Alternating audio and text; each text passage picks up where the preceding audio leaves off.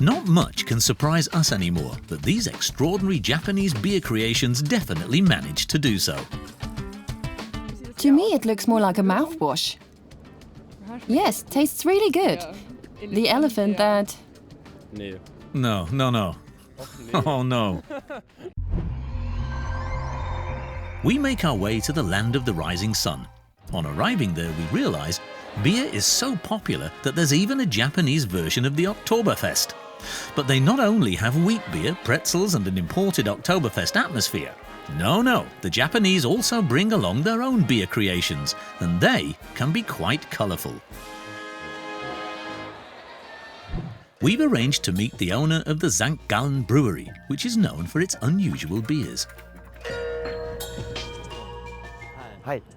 You've come for the chocolate beer? You've come to the right place. Come on in. Owner Nobushiza Iwamoto has been running the brewery for just over 10 years. In the past, beer was brewed in all the monasteries in Europe, only the quality was a bit of a problem. That's why licenses were issued, and the monastery in St. Gallen was the first to receive one. We were the first to get a microbrew license in Japan, hence the name. Small operations like this get their own license, and unlike the big breweries, are also allowed to experiment with their ingredient list. That's how creations like orange, apple, cinnamon and also chocolate beer come about. Let's take a closer look at the process of creating this particular brew. We brew fresh beer here every day. To do that, we first have to grind the malt. At first, the brewing process is no different from that used for conventional beers. Malt is boiled, the residue is sieved off, and then the hops are added. After a certain time, at just under 70 degrees, the raw product is ready for the next step. Once the alcohol content is right, the brew is pumped into large fermenting tanks to mature. This tank holds 5,000 litres, which is enough to fill 12 to 13,000 bottles. And this is what's happening right next door. A whole tank is filled every 2 weeks. From this you can see how popular chocolate beer is in Japan. Especially in winter, the brewery's sales increase rapidly. For the Japanese, chocolate beer is something like mulled wine for us. More than 50 litres of beer is drunk by the average Japanese year after year. That doesn't come close to the Germans' 116 litres, but they are in top position on the Asian continent. And there it is, chocolate-flavoured beer, and it packs quite a punch. Here the bottles are washed one last time and then packaged. But wait a minute, there's still something missing. When will the cocoa be added? We haven't missed anything, have we? No, cocoa beans do not go into our chocolate beer. We achieve the flavour through a blend of different malts. Caramel malt, chocolate malt. The mixing ratio ultimately determines the taste. At a price of €5 per bottle, the beer must taste especially good. True to style, the chocolate beer is drunk from a chocolate beaker. So if the beer isn't chocolatey enough for you, you can just take a bite out of the beaker. Mr. Iwamoto has one last highlight in store for us. He takes us into the brewery's cold room, his treasure chamber. We made this for the 1st of April this year, no joke. A beer made from coffee beans that first went through the digestive tract of an elephant. An elephant poop coffee beer. We can't believe our ears. Such a thing would hardly be compatible with Germany's purity law. Okay, so now the reality check. Can you really buy these bizarre types of beer on every street corner in Japan? We take a look in the nearest pub to see what people are drinking there. And can't believe our eyes. A blue liquid in a beer glass. What on earth could that be? It's a blue stout, brewed from seaweed, a blue beer. My friend here's just ordered his favourite beer. That's right, mine's a green tea beer. Coloured beers, what's that all about? And more to the point, how do they do it? With food colourings? Here's your order, 1 green tea beer. Enjoy! Beer mixed with tea powder, so the colour actually comes from the tea. The customer then prepares the whole thing himself at the table. The first thing I do is put hot water in a bowl. So it's not just boiling up tea with beer. Rather, Yasushi first stirs up a tea concentrate. He has to be careful that no lumps form. Stirring is the most important part. This whisk made of bamboo is an important element of the Japanese tea ceremony, in this case, the beer ceremony. Every customer wants his beer to have a different intensity. That's why the customers mix their beer themselves. In any case, it already looks very green. Let's see if the mixture's right. Cheers. We're curious about that too. Visually, the beer's definitely a hit. My favourite beer. I like the bitter aftertaste that comes from the tea. A bit like how we mix beer with soda pop. Look in the supermarket over there, they've got a lot more. Of course, we don't need to be told twice and take a look around in the nearest supermarket. And it's true. The shelves are overflowing with beers in all shapes and sizes. There really is something for everyone here, also for lovers of more extravagant creations, like this tomato beer from one of Japan's largest breweries. But the brewery has reportedly just picked up on the trend that was started by this small brewpub, Advanced Brewery.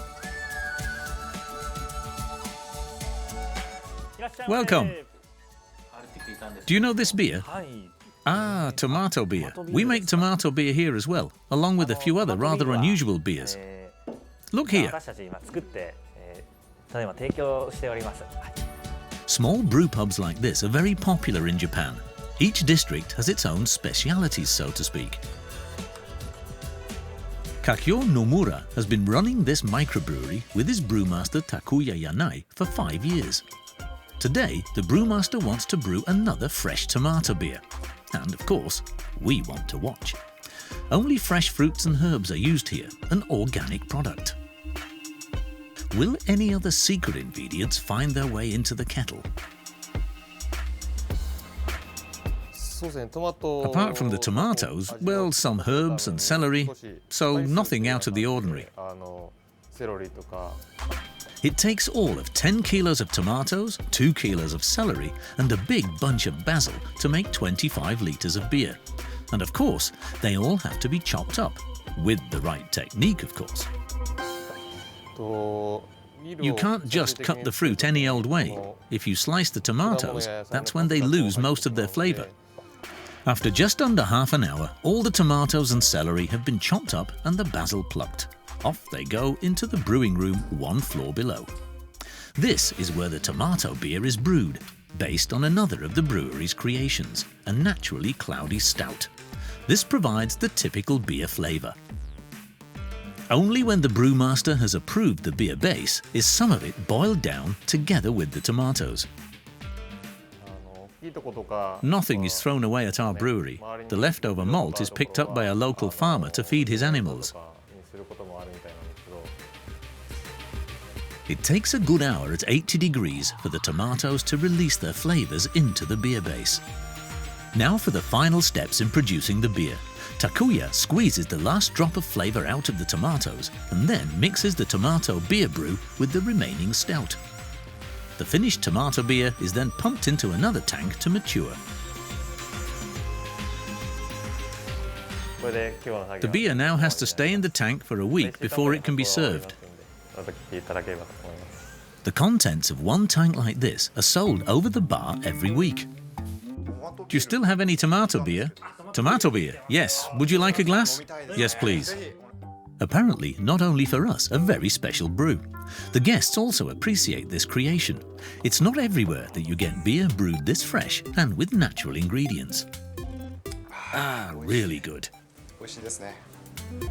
No matter how weird, every beer is given a try here. So what beer's next on the agenda? This oyster beer. Would you like to try it? Sure. You heard right. A beer made from mollusks. Hard to imagine oysters and beer harmonizing, but we're happy to be proven wrong. It tastes quite sweet and strong. I can definitely taste the oysters. The Japanese have proven to us beer is not limited to wheat beer and pills, even if they are the pinnacle of the art of brewing. But what do the spoilt for beer choice Germans think? To find out, we're packing up all the exceptional beers for a beer test in Germany. Let's start with the blue seaweed beer. To me, it looks more like a mouthwash. Tastes like dishwater. They're not selling that as beer, are they? Not a great success. Let's try the green tea beer. See if it does any better. Like green tea. Like lychee. Ugh, but disgusting. That's gone off, hasn't it? Not really. Let's try the chocolate beer. Chocolate's popular after all, so it must taste good. It tastes horrible. Maybe coffee or something. It's quite bitter. Chocolate beer. That's no chocolate I know of. Oh dear. What will the passers-by say about the elephant excrement beer? It tastes really good. Yes, really good. Definitely. I wonder if they'll still think so when we show them the label. What, an elephant that... Oh no. No. I suppose there had to be something. If that beer's gone down well, how will the oyster beer taste to the German palate? Not good. Kind of bitter. Like soy sauce, I don't know. Oyster beer. Really? Oyster sauce? Funny. Can I try again? We still have one final beer. Well, does anyone recognize the tomato flavor? There's definitely fish in there. Something orangey maybe. Definitely tastes like sushi. All right, maybe grapefruit. Tomato beer. Oh yeah, right. How'd you say it? The layman is amazed and the expert is surprised. Only the elephant beer was convincing. Will there soon be a European version? Perhaps from cow dung? Let's just wait and see.